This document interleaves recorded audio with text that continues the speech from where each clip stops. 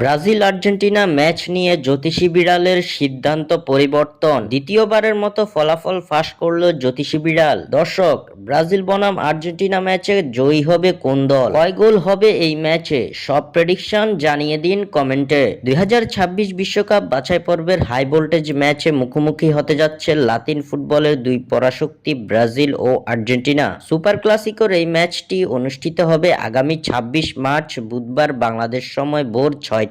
বিশ্বকাপ বাছাই পর্বের চলতি মাসে নিজেদের প্রথম ম্যাচে ভিন্ন দুই প্রতিপক্ষের বিপক্ষে মাঠে নেমেছিল ব্রাজিল ও আর্জেন্টিনা। ব্রাজিল মুখোমুখি হয়েছিল কলম্বিয়ার ও আর্জেন্টিনা মুখোমুখি হয়েছিল উরুগুয়ের। নিজেদের এই ম্যাচ দুটিতে প্রত্যাশিত জয় পেয়েছে দুই দল। কলম্বিয়ার বিপক্ষে 2-1 গোলের জয় পেয়েছে ব্রাজিল ও উরুগুয়ের বিপক্ষে 1-0 গোলের জয় পেয়েছে আর্জেন্টিনা। এই জয়ের মাধ্যমে বিশ্বকাপ বাছাই পর্বের পয়েন্ট টেবিলে উন্নতি ঘটেছে সেলেসাওদের। টেবিলের পঞ্চম স্থান থেকে তারা উঠে এসেছে তৃতীয় স্থানে।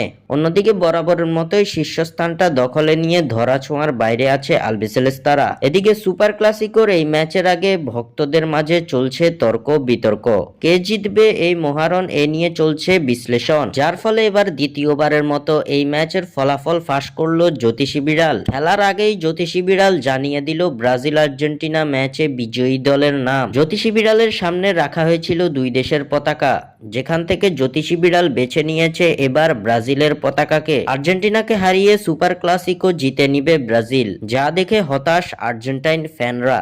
স্বাক্ষর থেকে সাদবিন ইসলাম।